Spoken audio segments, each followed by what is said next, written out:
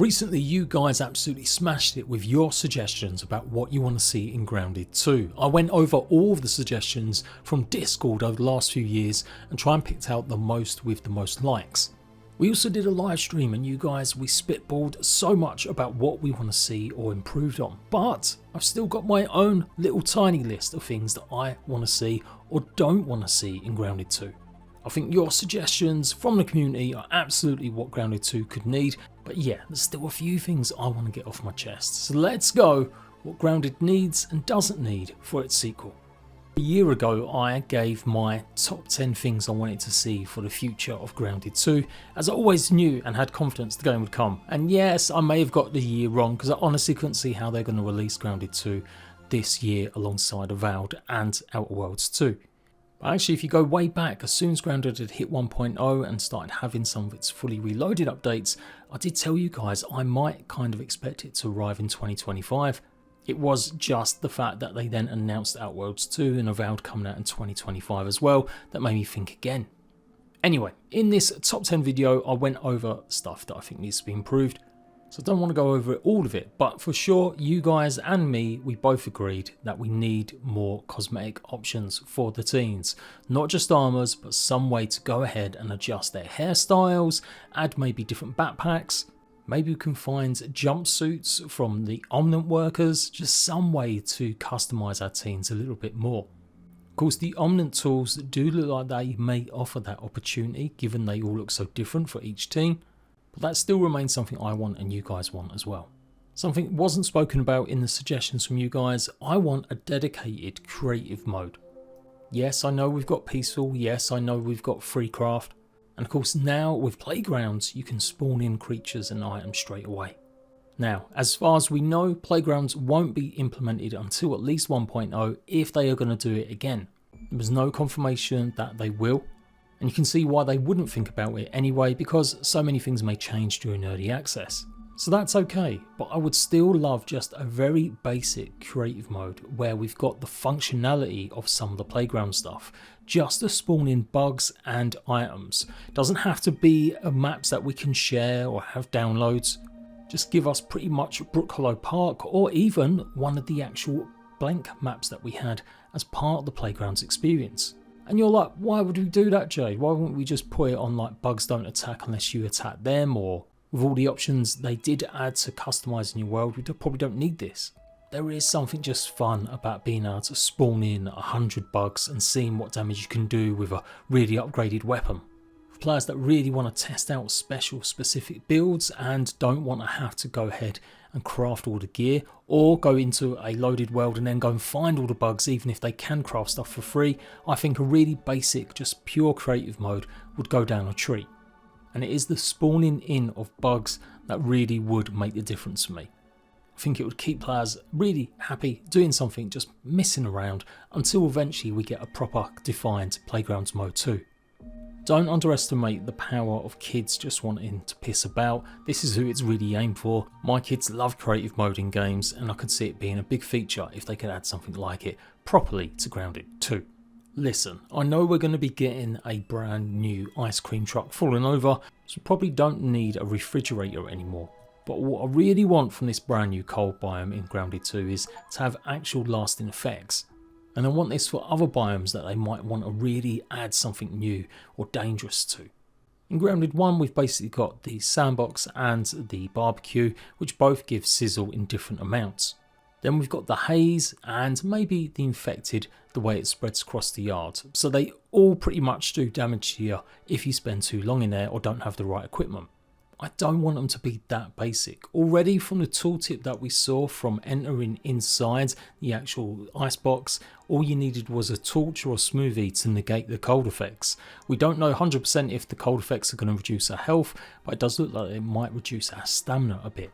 I want them to think a bit different. In Smalllands, originally their plans for weather effects and seasons had you utilising maybe water being turned into ice so you could get across to different areas, but they never implemented it. And so that's what I kind of want from Grounded 2. It might not actually happen now with the brand new ice cream cart, because it does look like it's going to be a really self-contained area. And we're not going to have weather implemented by the looks of things. Maybe some overcast days at best. But already with the introduction of the ice cream box, it does look like they're trying to simulate what it could be like to have different weather effects, or at least temperature. It'd be so cool if there were real changes to areas though, or events that make things happen. In stream we spoke about areas becoming flooded. That would be really cool. Give us lasting effects from things that we do, like we have had in the past, like the haze being turned off, but go even further with it. But also go out there and think about smaller little quirky things we could have to the environments to make them even more unique. Fun stuff too. How about toadstool bouncers? A unique little biome in some sort of crevice of a tree or something where we can bounce along the top of the mushrooms. Not everything has to be about losing health because you're too hot or too cold. Give us some more fun stuff to explore with some of the biomes. The oil idea I mentioned, maybe that could be part of the maintenance shed that we think is coming to the game as well in the future. Maybe it doesn't make us slippy, maybe it gets us stuck. For sure, it's nice to see the actual grass covered in icicles, so maybe that will affect how we actually harvest them. And I'm hoping that when we walk through the ice cream or the ice, it will make us a little bit slower. It does look like we've got a cookout spot. There seems to be a campfire close to the picnic bench. What if it was proper Flora's lava? Not just somewhere to go and get maybe some charcoal and wear some gear to stop you getting burnt, but actually you had to jump across certain stones and places, and if you fell in, that was it. You were literally dead. I love the hedges for that reason, but obviously you could negate that by having a dandelion tuft to stop you from hurting yourself when you fell. It'd just be really cool to have more environmental factors giving us some more challenge when we explore new biomes. Apparently it's going to be some sort of toxic waste zone that might replace kind of the haze. Maybe that could be it. It doesn't have to be the Flora's lava. Maybe it can be a sticky gooey substance that you're going to find really hard jumping out of if you're not paying close attention, and you'll still lose your health as well while you're trying to get out of a sticky, horrible, toxic mess. And shout out to all the commenters that wanted some dog poo in the game. While I think that might be a bit problematic, I love the idea of finding little patches of stuff around. And the thing is with this, if we do get these types of environments, even if they're small, not massive biomes, but just little touches, then we could utilise some of that to make traps. We could finally have honey traps or ice traps that we once had as prototypes back in Grounded 1. It'd be a really cool way to implement brand new base defense features if we need to go and collect some of this toxic waste to make a toxic pond around our base a little. Or there are actual big dollops of honey because there's a massive beehive now in Grounded 2, and we can use that to make honey traps. Make the environments even more interesting. And maybe somewhat related, I really want an underwater area to be a little bit more dangerous and interesting. For sure it does look like Brook Hollow Park's going to have a much larger body of water to go and explore, and some sort of mysterious dead tree. And yes, I want the leeches to come back. But I would like it if there were multiple ways to use our underwater gear in the future, because let's face it, in Grounded 1, once you did the underwater laboratory once, you never needed that gear again really. Like sure, maybe to go and find all the upgrade rocks and the secret little caves in and around the pond. We all thought we was going to be using it a lot more to explore the upper pond, but even that, it felt kind of redundant because yes, the spiny water fleas were dangerous, but it still relatively was okay to go ahead and just get the moss, and that was kind of it. It ended up being kind of boring. Make water great again. It's really hard for any survival game to make it really super interesting. I know a lot of you guys have said about having underwater bases. I mean, what use would it really serve? If the pond is going to be larger, then maybe there can be different types of areas within it. Maybe like we need something like a crush depth, maybe modification, so that we could go deep into the very deep parts of the brook. And if there's going to be any other bodies of water floating around or elsewhere, then yeah, let us utilise the actual armour sets more. Proper seasonal events. Yes, we know we get some maybe candy corn, and they did try doing this a bit more with the special time stuff that we could go and find maybe the Easter eggs or go ahead and get the chocolate coins to get the lucky hat. The devs have said they're going to be supporting Grounded beyond 1.0 much maybe longer than Grounded 1. And I don't want it turned into a live service, but it would be pretty cool if we had much bigger and more involved events. What if there were special versions of bugs that allowed you to get different types of armour? Even if it was just cosmetic, maybe it could be like a bug shedding season. Instead of red ladybug armour, we could get yellow ladybug armour. The obvious answer with that moves on to the next one, of course, is adding some sort of dyes. Grounded is very narrative and story based, obviously, in the first game, and they said they want to lean into that even more in the second, so I really don't think we're going to get the chance to customise our armours. People have always wanted to be able to dye their clothes. It's like usually one of the big requests in any type of game like this. But they could go one step further. Rather than just allow players to do it, if that's not what they want as part of the story, maybe they could just add a couple of custom looking armour sets at least as a reward for taking part in events. Valheim has this, where you can also craft different styles of shields at least when you go to craft one, or different styles of capes. And I'm really hoping that's what the Omniant tool was showing us with the kids all having different ones, that we may be able to add our own influences rather than it just being restricted to the colour, tone or items matching to the team. But it would be super good if you get something for getting a gold card with a creature and that unlocks another alternate look for it. Give gold cards an actual reward, something tangible rather than just a small stat increase for critical hits. And next one, maybe I should have tagged on to earlier when I was talking about the type of effects you get from biomes. But I don't want weather in Grounded. Listen, anyone played Ark Scorched Earth before? Do you know how annoying it used to be to have to sit in your base for like 20 minutes waiting for the big lightning and thunderstorms to roll by? Or you'd get the super heat that would hit, meaning you'd have to drink tons of water and pray that you had an endowed base up to withstand the effects. In Small Land it was even more annoying that I'd be exploring, gathering resources, doing something really important, and then bam, have to quickly make some cover or fly up to one of my bases because a storm was rolling in and it's automatically going to start taking away my health. Weather becomes annoying. It's only really ever good if it's purely a visual thing, and that's the problem that Grounded's got. If they add water droplets, everyone's just kind of expecting them to do damage to players, which would be stupid, but I know it comes from Honey I Shrunk the Kids.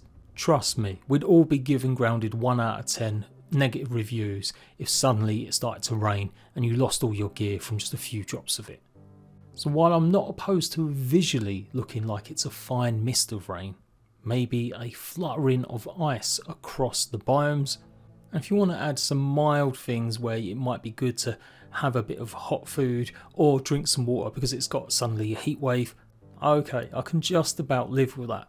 But it doesn't really fit the story. The original game is meant to take place over the course of literally only like a few weeks. Hence why we don't get too many seasonal changes. We get literally the Halloween lights and then the Christmas lights. And yes, I know we've got the other events that happen as well, like Easter as I said earlier. But Backyard doesn't really change, does it? It's meant to be in autumn, just like Grounded 2 is meant to be set in autumn. I'm down for having localised weather if we do go into a terrarium or it's going to be a greenhouse and maybe the condensation makes it more misty or foggy. Maybe we can turn on a sprinkler that will do a fine rain mist.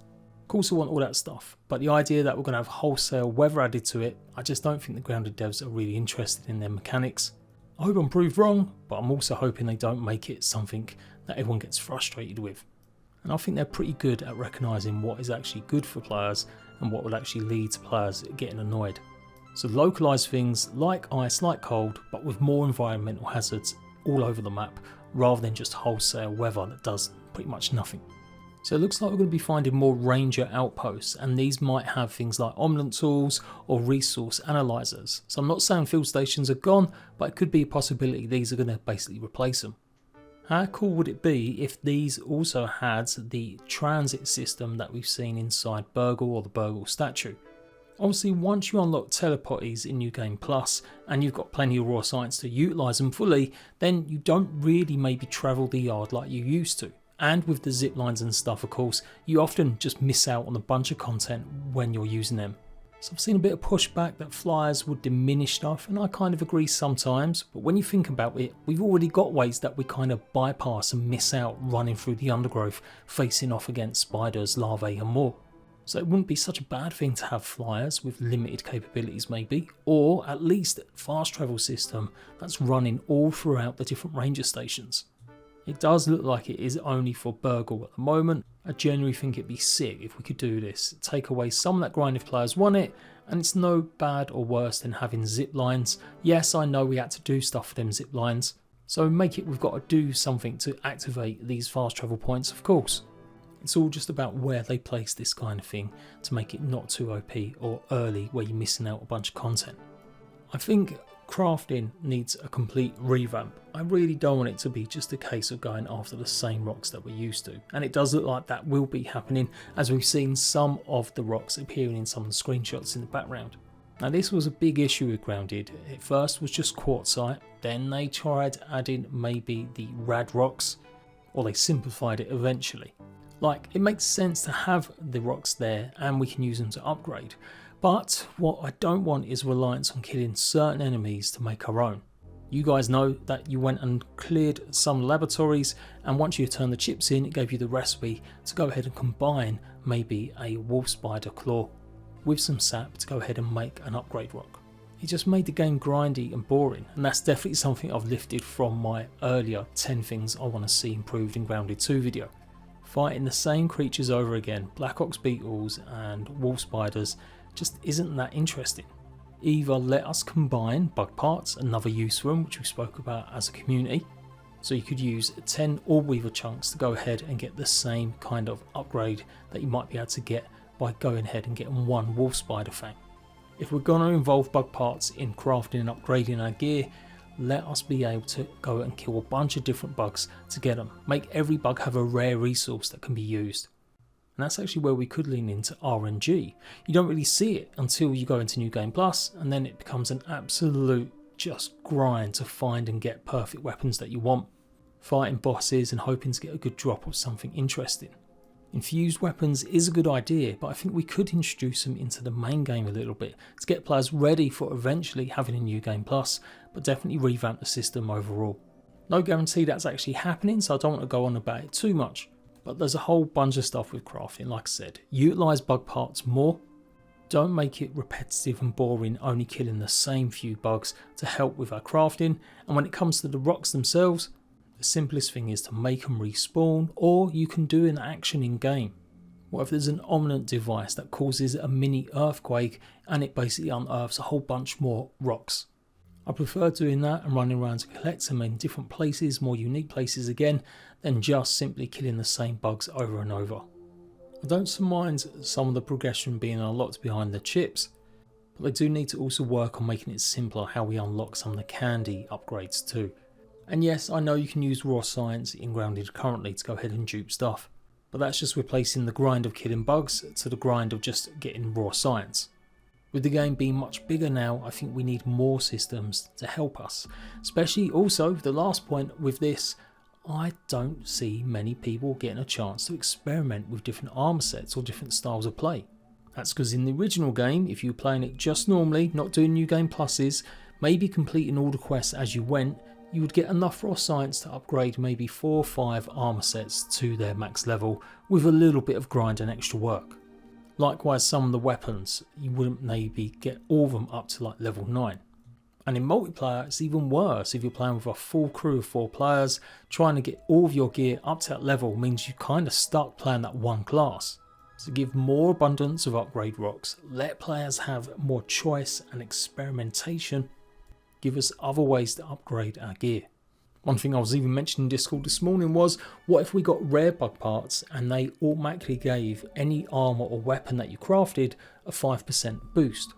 That would introduce players to the concept of RNG. I think that's a lot more interesting than simply getting a spider fang that you then got to combine with some sap. Make it we need 20 regular bug parts to combine into a rare part.